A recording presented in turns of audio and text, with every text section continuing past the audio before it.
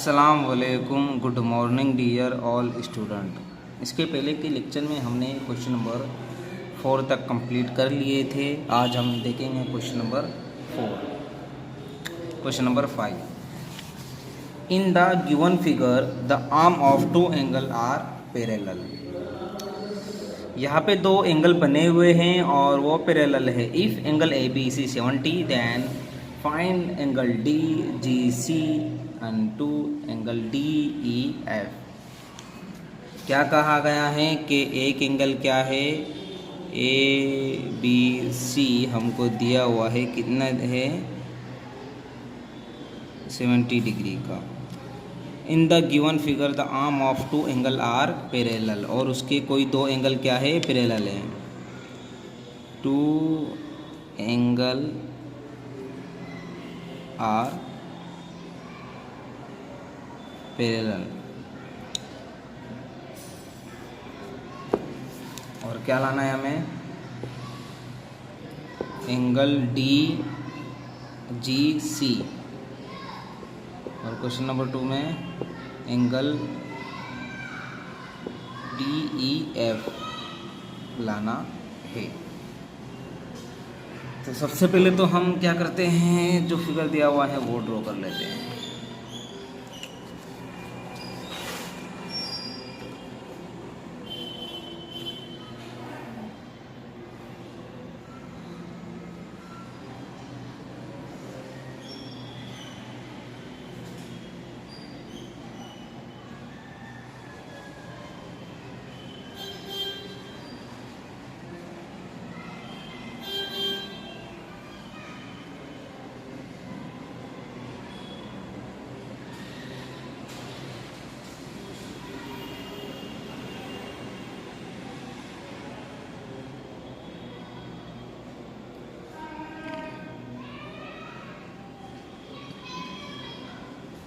चलिए,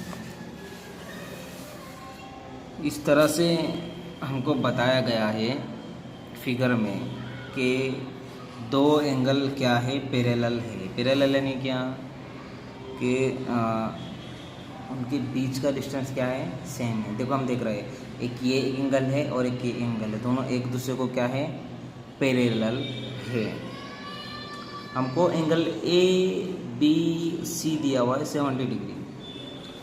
angle B जो है, एंगल ए बी सी, यानी कि इसको हम एंगल बी भी कह सकते हैं, लेकिन उसको इस नाम से भी रिप्रेजेंट करते हैं। तो इसमें कन्फ्यूज़न नहीं होना है, बीच में एंगल आना चाहिए। बीच में जो नंबर होता है वो एंगल होता है। यहाँ पे बात हो रही है एंगल डी जी सी, यानी हमको एंगल जी लाना है।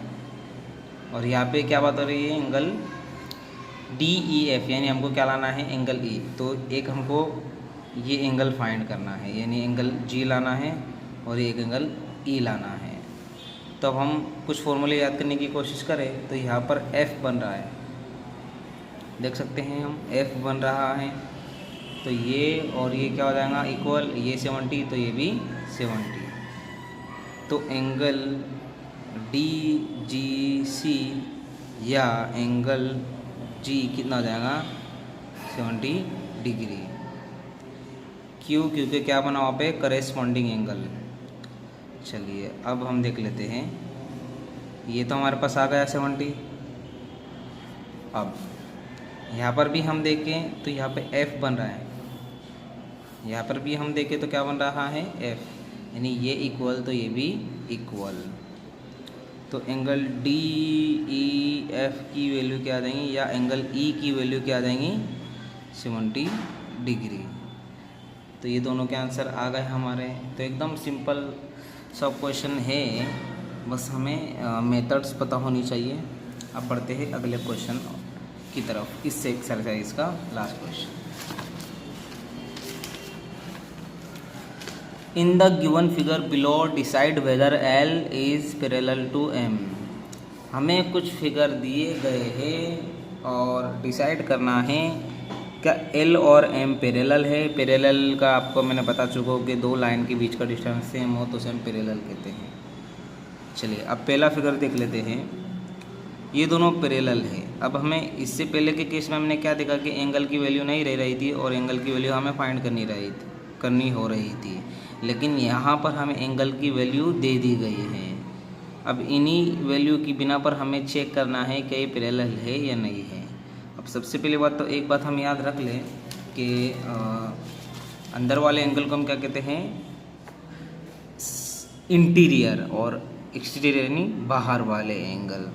अंदर वाले एंगल के पैरेलल के लिए क्या रूल है, पैरेलल लाइन के लिए, कि अंदर के दोनों एंगल का टोटल, इंटीरियर एंगल का टोटल अगर 180 हो तो ये दोनों लाइन पैरेलल हो सकती है।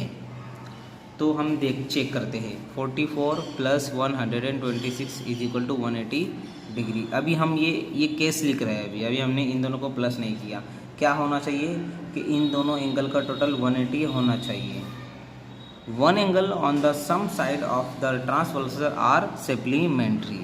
तो क्या रूल है कि इंटीरियर एंगल के अंदर के दोनों एंगल का टोटल सप्लीमेंट्री हुआ तो वो दोनों लाइन पैरेलल होगी। अब हम चेक करते हैं 126 + 44 इधर दिए, 130 + 40 तो कितना आ जाएगा 170 डिग्री।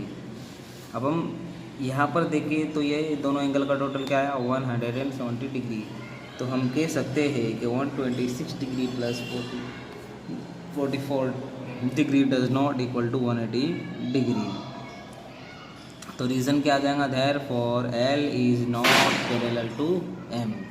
तो बात ये निकल कर आई कि दोनों लाइन पैरेलल है नहीं। तो इस तरह से प्यारे बच्चों कुछ क्वेश्चन आपको होमवर्क में आएंगे जो करने हैं। अल्लाह हाफिज़, बाय, टेक केयर।